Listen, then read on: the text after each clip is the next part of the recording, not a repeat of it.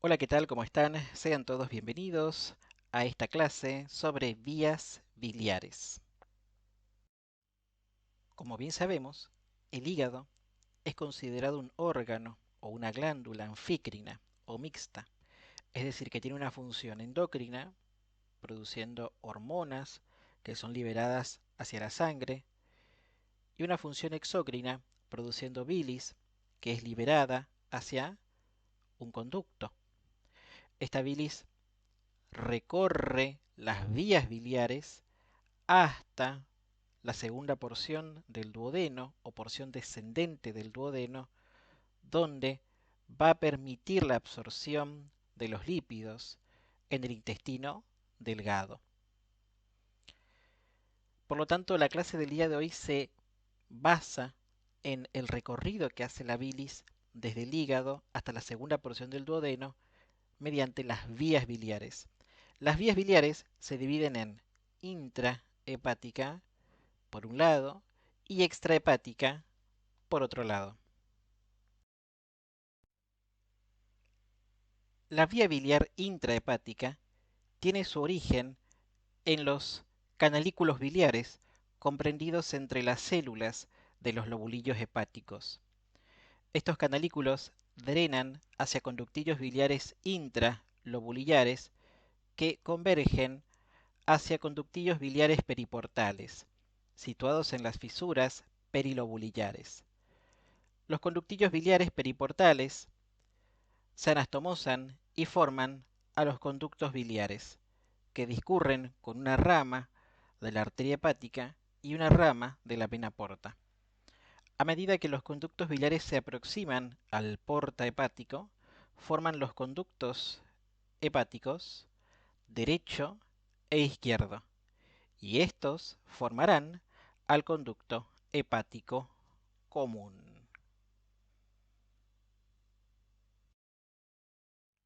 Al momento de hablar de la vía biliar extrahepática, es importante clasificar a la vía biliar principal, que está formada por las ramas de origen del conducto hepático común, es decir, el conducto hepático derecho e izquierdo, que forman el conducto hepático común, y el conducto colédoco.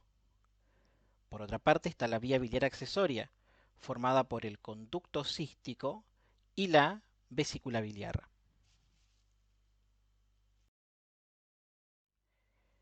En este esquema estamos viendo las vías biliares extrahepáticas, formadas por la vía biliar principal, conducto hepático derecho e izquierdo, que forman al conducto hepático común, y el conducto colédoco, que termina en la segunda porción o porción descendente del duodeno.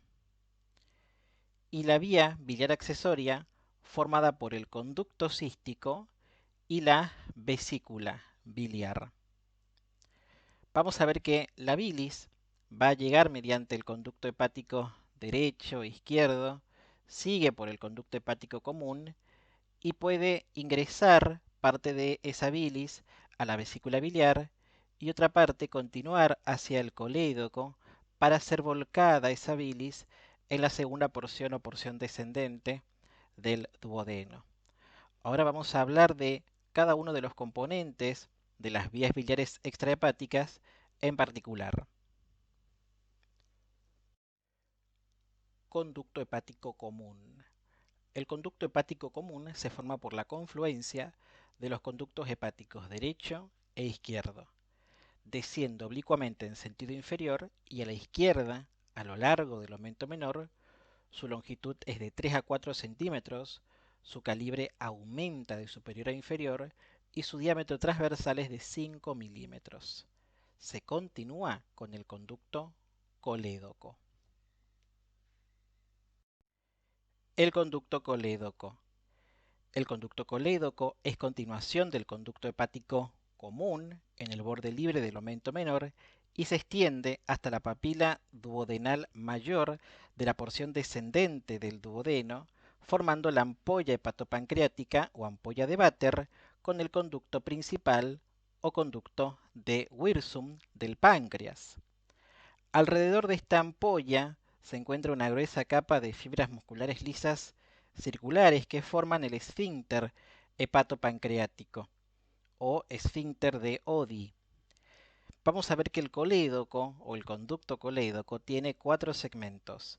Un segmento que es supraduodenal, que está por encima del duodeno, una porción que es retroduodenal, que está por detrás del duodeno, una porción que es retropancreática, que está por detrás del páncreas, y una porción que es intraparietal o intramural, que penetra las capas que componen al duodeno.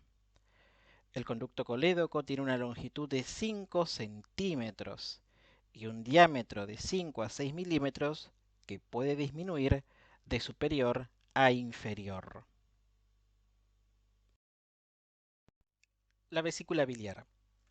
La vesícula biliar es un reservorio membranoso, alargado, piriforme, mide de 8 a 10 centímetros de longitud y tiene de 3 a 4 centímetros de anchura. Está aplicado sobre la cara visceral del hígado, en la fosa de la vesícula biliar. Está formada por 2 capas, una interna que es de tipo mucoso y otra externa que es de tipo fibromuscular. En la vesícula biliar se describe un fondo, que es el extremo anterior y abultado, se corresponde con la escotadura del hígado, un cuerpo que es aplanado y presenta 2 caras, una superior, otra inferior, separados por 2 bordes, uno derecho y otro izquierdo. Tanto las caras como los bordes son convexos, y el cuello, que está doblado sobre el cuerpo de la vesícula biliar.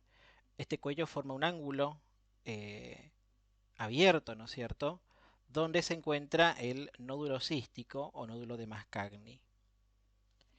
Vamos a ver que el cuello de la vesícula biliar tiene continuidad con el conducto cístico.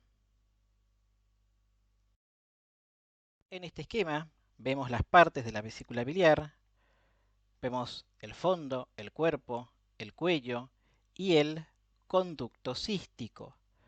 Vamos a ver que el conducto cístico comunica la vesícula biliar con el conducto hepático común.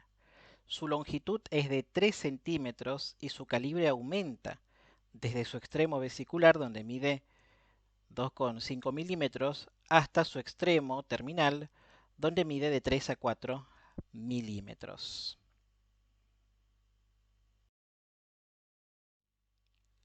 En estado de distensión, la vesícula biliar contiene de 50 a 60 centímetros cúbicos de bilis, pero sus paredes son extensibles y pueden introducirse en su cavidad sin producir rotura hasta 150, 200, 250 centímetros cúbicos. Es importante destacar que la pared de la vesícula biliar no debe medir más de 3 milímetros de grosor. Más de eso se considera un engrosamiento patológico de la pared de la vesícula biliar. En este esquema estamos viendo la unión del conducto colédoco y del conducto pancreático principal de Wilson, formando la ampolla hepatopancreática o ampolla de Vater. Esta ampolla se encuentra rodeada por un esfínter de músculo liso, que es el esfínter hepatopancreático o esfínter de Oddi. Desde la luz de la segunda porción o porción descendente del duodeno podemos ver una sobreelevación de la mucosa donde se abre esta ampolla hepatopancreática y esa sobreelevación de la mucosa se llama papila duodenal mayor. Entonces, acá se va a volcar la bilis que llega del conducto colédoco y también las enzimas que llegan desde el páncreas. En cuanto a la irrigación de la vesícula biliar, tenemos que decir que tanto la vesícula biliar como el conducto cístico reciben irrigación de la arteria cística, que es rama de la arteria hepática derecha. El conducto hepático común y el colédoco reciben finas ramas de la arteria hepática propia y de la arteria pancreato-duodenal superior posterior, que es rama de la arteria gastroduodenal inferiormente. El drenaje. Las venas de la vesícula biliar se dividen en superficiales y en profundas. Vamos a ver que las superficiales terminan en la rama derecha de la vena porta y las profundas son venas portas accesorias que se dirigen al hígado. Las venas del conducto cístico vierten la sangre en las venas císticas superiormente y en la vena porta inferiormente. Las venas del conducto colédoco terminan en la vena porta y en venas pancreatoduodenales. En cuanto a la inervación, tenemos que decir que la inervación viene del nervio vago izquierdo y del plexo celíaco por medio del plexo hepático. Ahora vamos a hablar del triángulo biliar o triángulo de Boudet, que está limitado por el conducto hepático común hacia la izquierda, el conducto cístico hacia la derecha y el segmento derecho del porta hepático o borde inferior del hígado superiormente. Su contenido es la arteria cística, de ahí su importancia en cirugías de las vías biliares.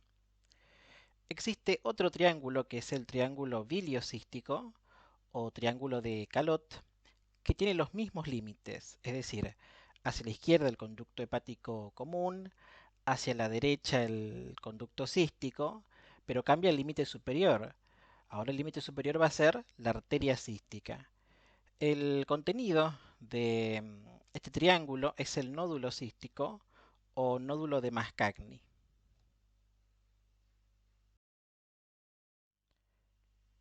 Para terminar, les dejo el diámetro y el grosor de los componentes de las vías biliares. Eso es todo. Muchas gracias por su atención y nos estamos viendo.